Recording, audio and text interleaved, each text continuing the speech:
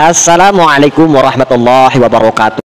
Selamat datang di channel Hakim Medsos, tempat di mana kita akan membongkar mitos, menelanjangi kepalsuan, dan mengungkap permainan politik yang dibungkus agama dan nasab. Sahabat-sahabatku, sejak awal sejarah manusia, politik selalu punya tujuan besar, dari kekuasaan. Ia ingin menguasai arah masyarakat, menentukan hukum, bahkan membentuk kesadaran umat agar tentu legitimasi yang mereka bangun ini terbangun dengan rapi. Tapi satu hal yang perlu kita pahami, politik tidak pernah berdiri sendiri, tidak pernah. Ia selalu tumbuh dan membutuhkan legitimasi, dan legitimasi paling mudah dicari adalah lewat agama dan nasab. Sebagaimana agama dijadikan tameng moral, sehingga kalau seseorang kita anggap mengerti tentang agama, seolah-olah dia ada satu jaminan baik, ada satu kepercayaan bahwa dia tidak akan mengkhianati syariat. Apakah demikian? Tentu ini tanda kutip bagi kita semua. Selain agama, nasab juga dijadikan tiket, di mana ini tentu cara yang sangat instan, hingga siapapun yang bisa mengklaim dirinya dekat dengan Tuhan atau dekat dengan Nabi akan lebih mudah diterima masyarakat. Dan inilah permainan yang paling berbahaya, karena sejatinya kalau ini hanya dijadikan sebuah alat legitimasi, sebuah alat untuk mencari kekuasaan, maka orang-orang yang kita saksikan tentu di mana mereka akan selalu berkhianat dan ingkar terhadap sumpah yang dia lakukan. Dalam hal ini, kita sedikit tentu kembali kepada tema. Kita akan melihat kasus daripada Habib Ba'alawi. Mereka tampil dengan klaim sebagai zuriat Nabi Muhammad SAW. Klaim ini bukan sekedar identitas, akan tetapi ini jelas alat.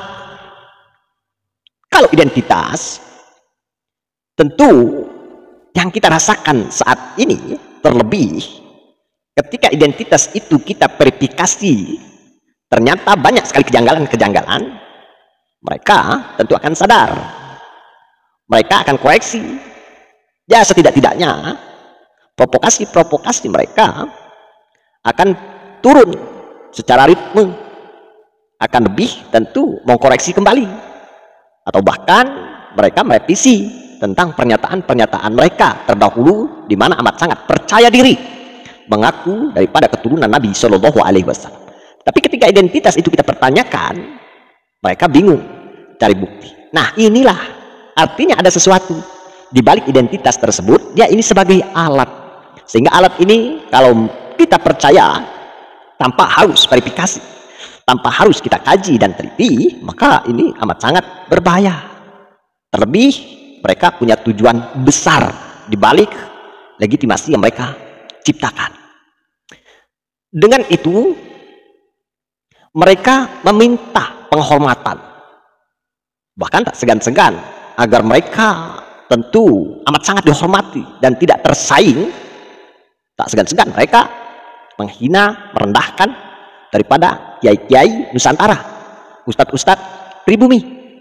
Ini tentu yang kita lihat atau yang kita alami sebelum tentu memanasnya puncak pertanyaan tentang keabsahan nasab mereka. Adapun sekarang mereka seakan-akan dekat dengan kiai, seakan-akan mereka akrab dengan para ustadz. Tidak lain dan tidak bukan hanya sebatas pencitraan, karena mereka dalam posisi yang sudah tersudut, yang tidak bisa terelakkan. Makanya mau tidak mau mereka harus merangkul kembali daripada kiai-kiai yang mau dirangkul, para ustadz yang mau tentunya sejalan dengan mereka, tujuannya masih sama seperti itu. Jadi inilah yang harus kita waspadai dan hati-hati tentunya. Dengan itu semua mereka pula menutup ruang kritik ya, karena nasab yang mulia, nasab yang suci, sehingga bila kita kritik seakan-akan kita sama halnya mengkritik baginda Rasulullah SAW. Ketika kita bertanya dianggap kita tidak santun, tidak sopan karena kemuliaan nasab itu, padahal kita hanya tanya data. Dan hal ini pula yang membungkus setiap kepentingan dengan aura suci. Bahaya kalau kita tidak hati-hati, waspada, kemungkinan tentu hal yang tidak kita inginkan semua itu bakal terjadi. Padahal kalau kita mau jujur, klaim nasab mereka itu kan penuh kontroversi, kejanggalan banyak, tidak ditemukan pengakuan, tidak ada dari ulama-ulama terkemuka di masa tokoh-tokoh Ba'alawi yang mereka tentu unggulkan itu tidak diakui di dalam kitab-kitab muktabar, tidak tercatat, absen dalam setiap keilmuan, baik ilmu sejarah, hadis, bahkan apalagi soal nasab. Tidak ada tokoh Ba'alawi tersebut dicantumkan oleh ulama-ulama terdahulu. Secara logika kalau kita melihat, masa iya jarak daripada anak itu bisa tidak terdeteksi, padahal yang kita ketahui selisih anak itu paling hanya 2-3 tahun. Masa iya dalam hal ini nasab-nasab leluhur Ba'alawi itu tidak ditemukan, tidak tercantum? Ini adalah suatu hal kemustahilan. Lantas berapa jarak daripada keluarga-keluarga atau dzurriyyah Nabi yang lain sehingga mereka itu bisa tidak terdeteksi, atau mereka dilahirkan dari ibu yang lain, ya wallahu alam juga, tapi masa iya tidak ada sejarah yang menerangkan tentang itu? Nah, ini sudah jelas bahwa mereka di sini mempunyai kepentingan.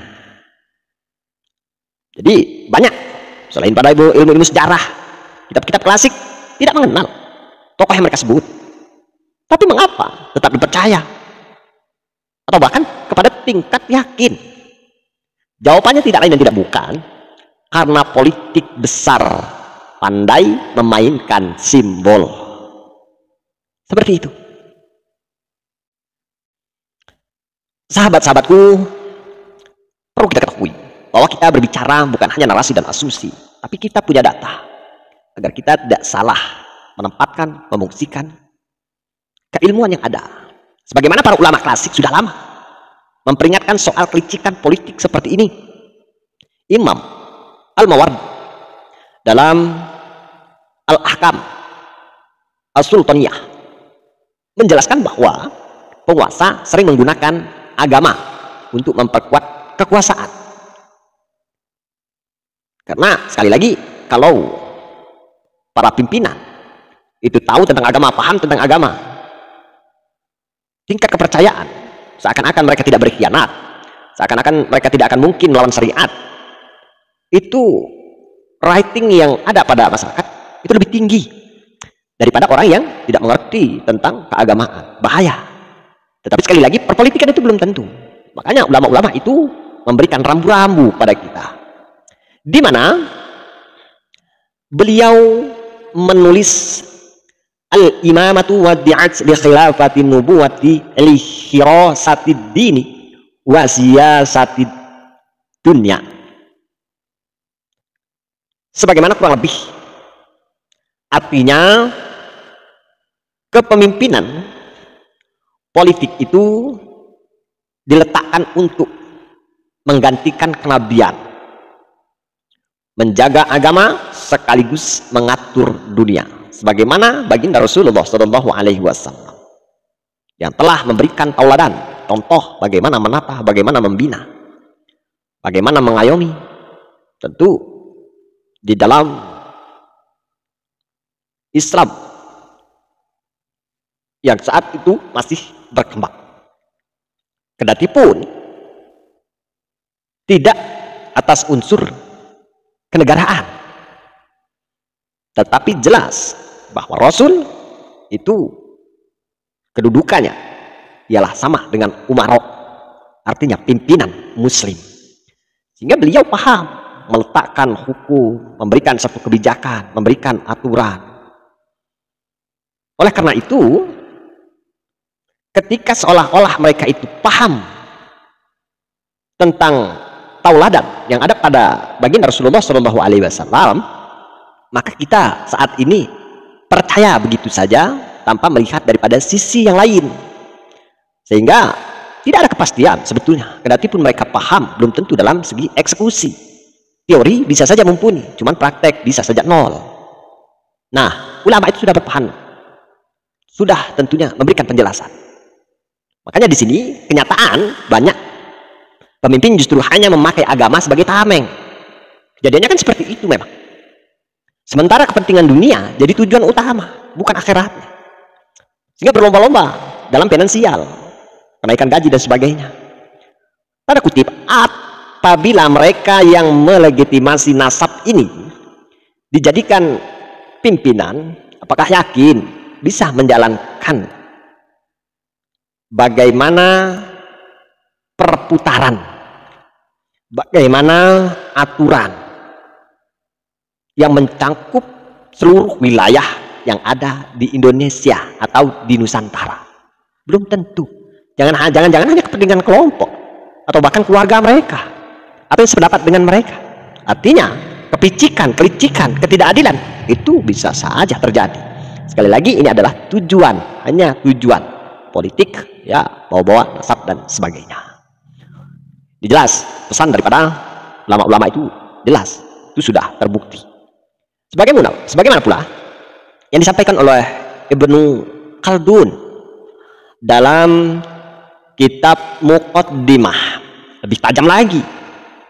Dia menegaskan bahwa nasab hanyalah alat solidaritas ashabiyah. Beliau mengatakan, an-nasabu innama yufidu ta'arufa lal fakhra. Dia mengatakan seperti itu. Nasab itu hanya sebatas pengenal, bukan untuk kebanggaan. Yang terjadi pada saat ini kepada mereka kalangan Habib Ba'alawi itu bukan lagi dijadikan sebatas alat pengenal, karena kenyataannya orang kenal pun mereka tidak menjalankan syariat ini dengan baik. Terjadinya pemalakan dawir, meminta-minta dan sebagainya, yang tentu tidak dicontohkan oleh baginda Rasulullah SAW, bahkan dilarang. Wallahu alam kalau masalah zakat, jelas kalau perkara zakat ini ditetapkan di dalam syariat bahwa haramnya mereka ini menerima bagian daripada zakat. Tapi kalaupun mereka masih menerima atau bahkan menjadi sebuah penyelenggara, seperti banyak kasus yang terjadi di kalangan pesantren umpamanya, karena mereka juga ada pesantren, kemudian mereka tentu memerintahkan santrinya untuk membayar zakat. Apakah demikian? Padahal sama saja mereka itu melanggar. Tapi saya rasa jelas mereka juga melakukan hal itu. Jadi bukan lagi mereka itu menerima, tapi penyelenggara. Jelas ini melanggar syariat-syariat atau ketentuan-ketentuan yang sudah diatur di dalam agama. Bahkan Ibnu Khaldun mengingatkan banyak penguasa dan keluarga besar memakai klaim nasab untuk menutupi kelemahan politiknya. Jadi karena sulit untuk mengumpulkan massa, karena sulit menggalang jamaah, karena sulit untuk menyusun kekuatan, akhirnya nasab yang dibanggakan, nasab yang diandalkan. Kalau kalian tidak cinta kepada Habib, maka sama saja kalian menodai atau membenci Nabi. Kalau kalian ibadah benci terhadap Habib, maka ibadah kalian tertolak dan sebagainya. Jadi ini sudah jelas.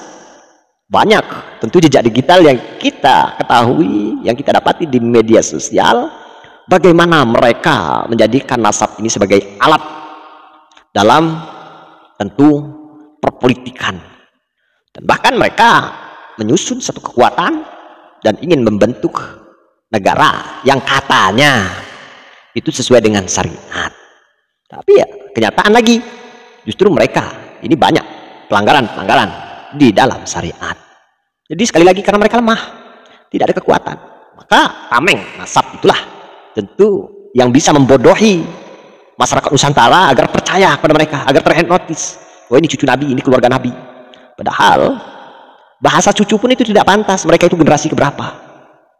Jadi saya pernah jelaskan, yang namanya cucu itu ialah generasi di mana sebutan anak ayah kepada bapak kita itu. Jadi bapak punya bapak itulah yang mengatakan kita adalah cucu. Lah Habib sekarang kok ngaku cucu, sedangkan di atas kakek yang memanggil kita cucu masih ada buyut, itu sudah beda panggilan kepada kita. Jadi seolah-olah mereka ini terkesan amat sangat dekatnya kepada baginda Rasulullah Shallallahu Alaihi Wasallam. Paham itu saudara? Jadi bukankah ini persis dengan yang kita lihat pada tentu mayoritas kalangan Habib Ba'alam? Jelas nasab dijadikan jubah kehormatan untuk menutupi rapuhnya legitimasi sejarah. Waspada ini, hati-hati. Sebagaimana pula dikatakan oleh Imam Al-Ghazali dalam Nasihat Al-Muluk, menulis bahwa penguasa yang licik adalah mereka yang menjual agama demi kekuasaan. Ia berkata, ad-dunya mazra'atul akhirah, wa man ja'ala ad-dina tijaratan lid-dunya wa qad khasira. Ini kata Imam Al-Ghazali, dunia adalah ladang akhirat, maka siapa yang menjadikan agama sebagai komoditas dunia, ia pasti rugi. Ini kalau kita berpikir dengan tentunya akal sehat. Karena pekerjaan itu kalau kita sudah mengambil upah, maka sejati kesempurnaan hasil akhirah itu tentu tidak bisa kita dapatkan, kecuali kalau murni, kecuali kalau tanpa harapan. Ini ialah kedudukan yang prioritas, yang nanti tentu akan mendapatkan ganjaran imbalan yang tentu penuh dari Allah Subhanahu wa Ta'ala. Kalaupun selama ini yang kita saksikan pada kalangan Habib Ba'alawi, ya masih cuci tangan karena mereka masih banyak PR, merasa kurang kuat. Akhirnya mereka cuci tangan, pinjam tangan orang lain melalui para menteri, melalui para dewan, melalui penasehat presiden dan sebagainya, yang mana Habib Ba'alawi mempunyai organisasi yang sudah solid di Nusantara ini, berkomitmen tentu dengan tujuan mengangkat di antara mereka dengan harapan membekengi mereka. Sadar itu. Jadi seolah-olah mereka ini bahkan mengkritik orang-orang Nahdlatul Ulama yang mana ketika dekat dengan penguasa. Tapi dibalik itu semua mereka ingin berkuasa. Mereka ingin menitipkan orang-orang yang dia komentari karena tidak sejalan mungkin dengan mereka. Inilah perpolitikan mereka. Jadi sekali lagi, bukankah ini persis demikian?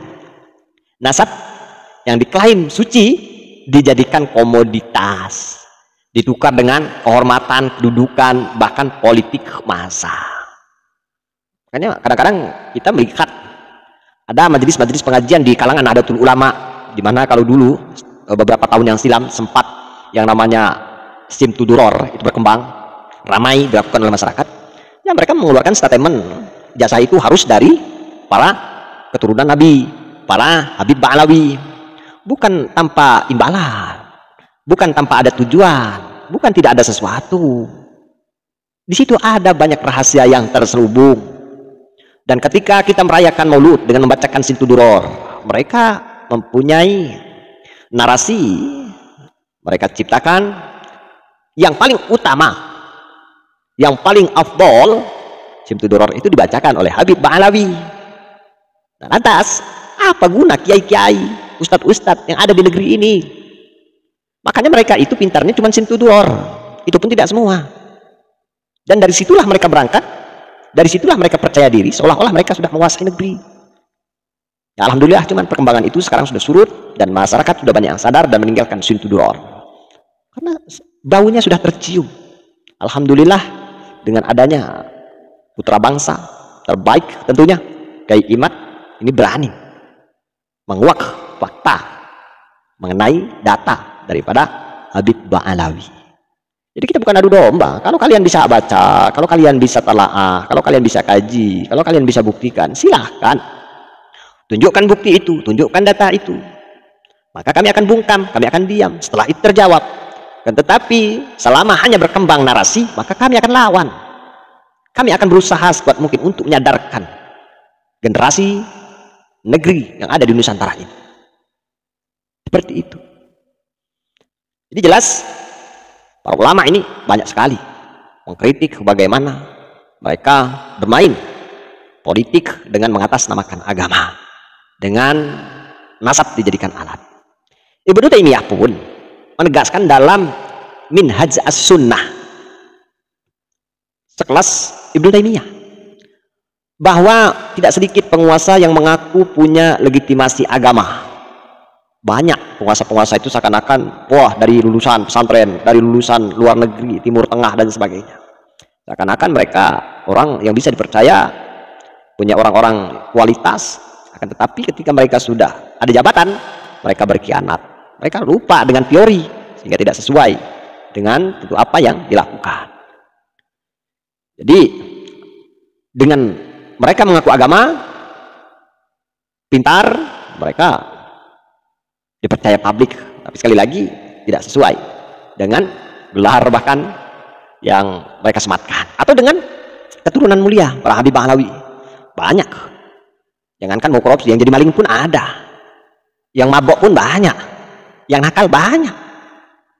Jadi yang ada sedikit adalah sedikit keilmuan ya, yang nonjol-nonjol yang ada di media sosial. Cuman yang brutal, yang gadungan banyak sekali daripada kalangan lain Habib Ba'alawi. Padahal semuanya adalah rekayasa politik. Ini kata Ibnu Taimiyah. Legitimasi agama atau keturunan mulia ini hanya dijadikan rekayasa politik.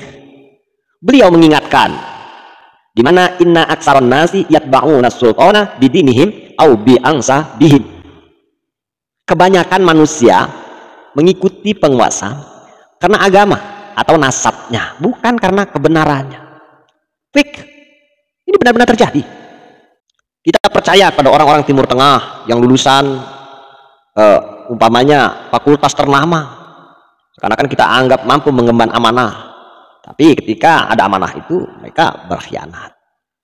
Kemudian lagi dengan nasab juga begitu, sekalipun mereka belum nampak di institusi negara secara tentu yang sentral. Tapi kalau di organisasi ya sudah ada. Seperti Habib Lutfi, bagaimana pengkhianatan dia terhadap NU. Dan nanti pun orang-orang yang ada di Habib Lutfi mereka akan giring torikoh-torikoh yang menjadi prioritas Habib Ba'alawi, dan ya torikoh Ba'alawi yang paling mulia, yang paling luhur. Jadi tidak secara melihat torikoh secara umum, itu hanya sebagai alat saja untuk menjaring agar tentu tidak menampakkan dahulu torikoh yang sejatinya nanti akan digunakan oleh para Habib Ba'alawi melalui Habib Lutfi bin Yahya. Banyak pengkhianat-pengkhianat di organisasi yang ada di tubuh Nahdlatul Ulama. Di dalam organisasi saja seperti itu kinerjanya, bagaimana mungkin kita percaya ketika dia diamanahkan mengurus negara? Pikir baik-baik, pikir dengan matang.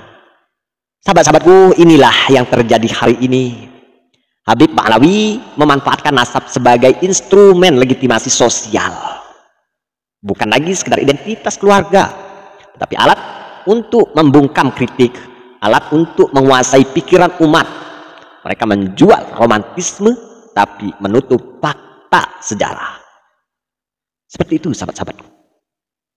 Di dalam keadaan situasi kondisi saat ini yang sedang guncang, mereka pun menunggangi mereka pun secara senyap menyusun kekuatan, menyusun strategi. Kita akan saksikan dan kita akan buktikan nanti. Sudah banyak tentu jejak digital yang memicu, mengarah kepada mereka Habib Ba'alawi yang memanfaatkan situasi ini demi untuk melancarkan apa yang mereka impikan selama ini. Saudara-saudaraku, inilah politik licik yang sudah diperingatkan para ulama klasik, ulama muktabar terkemuka. Agama dijadikan alat, nasab dijadikan senjata.